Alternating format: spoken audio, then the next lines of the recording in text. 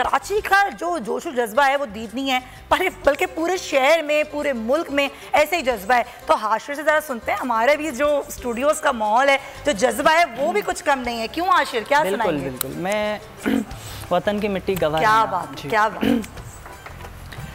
हर एक दिल में तेरी लगन है, तेरी ही जानिब हर एक नज़र है, तेरी हिफाजत का आज़्म लेकर हर एक अपने महाज पर है गवाह रहना।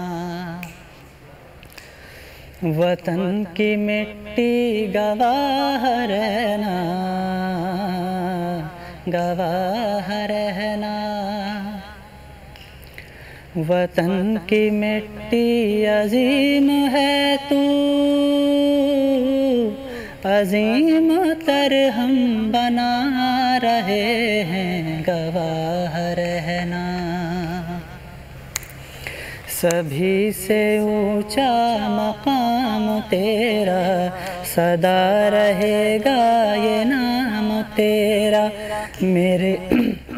मेरे वतन तेरी कहकशा में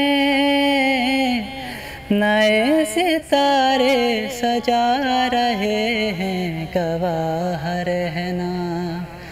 वतन की मिट्टी गवाह रहना, गवाह रहना। क्या बात है भाई, वतन की मिट्टी गवाह रहना, गवाह रहना। अच्छा, बड़ी एक होता है ना, एक अजीब सा एक फीलिंग आ जाती है, सकता है रोंगटे खड़े हो रहे हैं जब आप इस तरह के मिल्ली नगमे सुन रहे होते हैं। अच्छा नैन साहब, ज़रा थोड़ी डिफरेंट बात भी करते हैं ना, बचपन में कैसे होता था जब जश्न आज़ादी, क्योंकि मुझे तो याद है, मैं अपने बच्चों को कह रही थी कि तुम लोगों को क्या पता, वो बाजे लेकर आजकल बच्चे आ जाते हैं, हम रात भर झंडियाँ सजाते थे, पूरे पूरे मोहल्ले जो है वो सजते थे। आपकी कैसी होती थी जश्न आज़ादी? यही आज भी यही है। हाँ।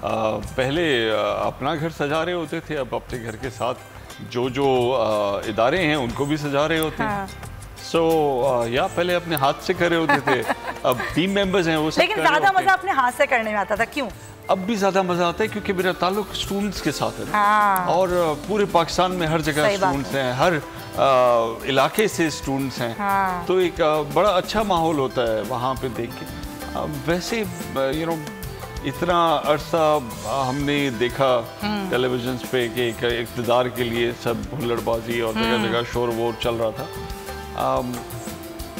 आज के दिन ऐसा लग रहा है कि जो इस त्यौहार की मेरे ख्याल में बरकत है कि सब लोग सब एक इस मुल्क के लिए इकट्ठे हैं और सब एक साथ हैं, और ऐसा हमेशा रहे तो कितना अच्छा हो। बड़ी बहुत सही बात करें, अगर ऐसा हमेशा ही हो जाए, और मुझे लगता है कि ऐसा होना भी चाहिए क्योंकि बहुत ज़रूरत है। जब आप एक होते हैं, कहते हैं ना मुट्ठी होते हैं जब आप, तो आपकी ताकत ही अलग होती है। एक मुट्ठी खुल जाती है तो वो बात नहीं होती, जो मुट्ठी की ताकत होती है। तो ये बड़ा अच्छा एक मैसेज है जब बच्चों को, जो खासतौर पर क्योंकि आप स्टूडेंट्स को डील करते हैं, कि बच्चे जो हमारे तालिब इल्म हैं, जो हमारे मुस्तकबिल का मेमार हैं, इनको जो मैसेज हम दे रहे हैं अभी इस वक्त, खासतौर पर हमारे पॉलिटिशियंस, उनको किस तरीके से हमें टेकअप करना चाहिए, और एज ए टीचर या गार्जियन हमें बच्चों को किस तरीके से लेकर चलना चाहिए?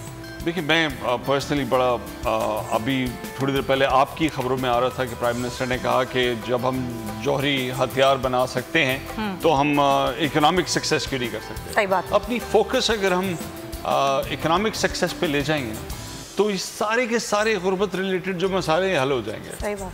सो हमें मिल के, तमाम सियासतों को छोड़ के, तमाम ये फजूल सोशल मीडिया के इश्यूज़ को छोड़ के तरक्की की राह पे गामजन होना है, जिस तरह बाकी मुल्कों ने अपने आप को किया है।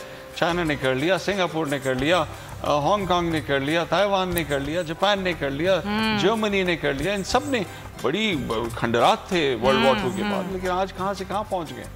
तुर्की कहाँ से कहाँ पहुँच गए, ब्राज़ील कहाँ से कहाँ पहुँच गए, बांग्लादेश। हम भी पहुँच जाएंगे अगर हम ये फजूल चीज़ों से अपना जो टाइम वेस्ट करते हैं निकल के इकोनॉमिक प्रायोरिटी अपनी कर लें मुल्क की, टेक्नोलॉजी पे। और ये आज वक्त है, आज वक्त है बिकॉज पूरी की पूरी दुनिया चेंज हो रही है। सही बात। टेक्नोलॉजी का वक्त आ गया है, पोस्ट कोविड एक डिफरेंट माहौल है। खैर बहुत लंबी डिबेट हो जाएगी। कहने का मकसद ये था कि अगर हम एज अ नेशन ये ठान लें कि हमने अचीव करना है इकोनॉमिक सक्सेस, तो हम कर सकते हैं, कोई इतना रॉकेट साइंस नहीं है। आप बिल्कुल सही कह रहे हैं। तो ये जो मैनेजमेंट होती है, टाइम मैनेजमेंट, मैं आपको नाज़रीन, बल्कि बच्चे जो उधर मुझे सुन रहे हैं या देख रहे हैं, जो सबसे कीमती चीज़ है ना आज आपके पास, वो सबसे कीमती चीज़ आपका वक्त है। तो वक्त का जो अगर आपने सही इस्तेमाल कर लिया ना, आज कर लिया, ये मोबाइल फ़ोन जो होता है इस पर आप बैठ गए, आपने अगर इसका भी सही इस्तेमाल कर लिया, मैं ये नहीं कह रही टेक्नोलॉजी का भी, जिस तरीके से उन्हें साफ करें, टेक्नोलॉजी का सही इस्तेमाल एंड टाइम मैनेजमेंट, इन दोनों चीज़ों को अगर आपने सही तरीके से इस्तेमाल कर लिया, कोई आपको तरक्की करने से नहीं रोक सकता। और सिर्फ आप तरक्की नहीं करते, आपका मुल्क तरक्की करता है, आपके साथ बढ़ता है, ग्रोथ होती है। आपकी ग्रोथ नहीं होती बल्कि आपके मुल्क की भी आगे आगे ग्रोथ होती है। तो हमारे नौजवानों को बस मैं एक मैसेज देना चाहूँगी कि देखिए, आप जो भी आज काम कर रहे हैं, ये सोच के कीजिए कि ये वक्त लौट कर नहीं आएगा। ये वक्त गुजर गया तो वापस नहीं आएगा, हर चीज़ वापस आ सकती है लेकिन टाइम वापस नहीं आ सकता। तो टाइम मैनेजमेंट बड़ी इंपॉर्टेंट है, वो मैं भी कर रही हूँ। तो हमें फैसलाबाद भी लेके जाना है, लेकिन उससे पहले एक और हम गाना सुनेंगे। और मुझे बताएं, मैं अपनी फरमाइश करूँ या आप खुद सुनाएं? फरमाइश इसके बाद, फरमाइश इसके बाद, चले ठीक है। इस चमन के फूलों पर रंगो अब तुमसे है, इस ज़मीं का हर ज़र्रा आफ़ताब तुमसे है, ये फ़ज़ा तुम्हारी है, बहरोबर तुम्हारे हैं, कहकशा के ये जाले रह गुज़र तुम्हारे हैं, ये वतन तुम्हारा है, तुम हो पास बाइस के। क्या बात। आरिफ हबीब साहब हमारे साथ मौजूद हैं, मारूफ बिजनेसमैन हैं, उनको भी हम वेलकम करते हैं। आरिफ साहब, बहुत शुक्रिया आपके वक्त का। आज 75वें यौम आज़ादी पर आप हमारे साथ मौजूद हैं और मुख्तलिफ गुफ्तगू हम कर रहे हैं। आरिफ साहब, मैं चाहूँगी आप भी अपना हिस्सा डालिए। हम जो गुफ्तगू कर रहे हैं वो ये कि अपने मुल्क के लिए जो हमें करना चाहिए, एक सही डायरेक्शन में क्या हम वो कर रहे हैं। दूसरी बात ये कि जो अभी दरपेश चैलेंजेस हैं, उनसे मिलकर पूरी कौम को किस तरीके से निकलना चाहिए, क्या हमारी अपनी अपनी एक कोशिश, एक हिस्सा होना चाहिए इसमें? सबसे पहले तो आपका शुक्रिया कि आपने मुझे इस प्रोग्राम में शामिल किया, और मैं अपनी जानिब से जो है पूरी कौम को जो है यौम आज़ादी, 75वां यौम आज़ादी की मुबारकबाद देता हूँ। और मैं अल्लाह ताला का शुक्र अदा करता हूँ, और हम सब अल्लाह ताला का शुक्र अदा करते हैं कि हम एक आज़ाद मुल्क में जो है वो सांस ले रहे हैं। और ये हमारे कायद का जो है हम पे एहसान है कि जो है वो पाकिस्तान जो है वो हमें दिया, और पाकिस्तान को जो है वो बहुत ज़्यादा मेहनत करने की ज़रूरत है। हालांकि हमने मुख्तलिफ़ शोबों में जो है वो काम किए हैं और रीज़नेबल काम किए हैं, लेकिन जब हम दूसरे मुल्कों को देखते हैं तो हमें ये महसूस होता है कि हमें और ज़्यादा जो है वो काम करने की ज़रूरत है। इस वक्त जो है जो सबसे बड़ा मसला जो है वो पाकिस्तान को दरपेश है, वो महंगाई का है, इन्फ्लेशन का है। और इन्फ्लेशन की जो है वो दो बड़ी वजूहात हैं। एक तो ये है कि इंटरनेशनल कमोडिटी प्राइसेस जो है वो बहुत बढ़ गई हैं, ये रशिया और यूक्रेन की वॉर एक फैक्टर है।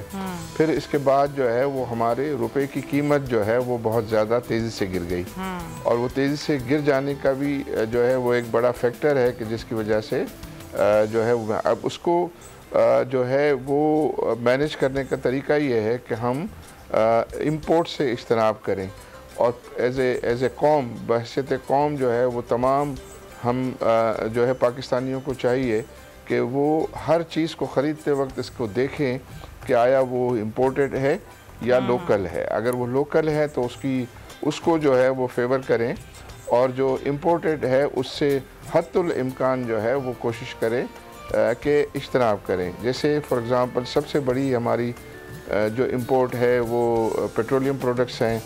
पेट्रोलियम प्रोडक्ट्स जो है वो हम कोशिश करें कि कम से कम जो है उसका इस्तेमाल हो। फॉर एग्ज़ाम्पल अननेसेसरी गाड़ियाँ ना चलाएं, अननेसेसरी बड़ी गाड़ियाँ ना चलाएं, अननेसेसरी हम इलेक्ट्रिसिटी जो है वो उसका इस्तेमाल ज़्यादा न करें। हमारे टाइमिंग्स जो हैं वो दुकानों के, हमारी और चीज़ों के ऐसे टाइमिंग्स होने चाहिए कि जिससे कम से कम बिजली।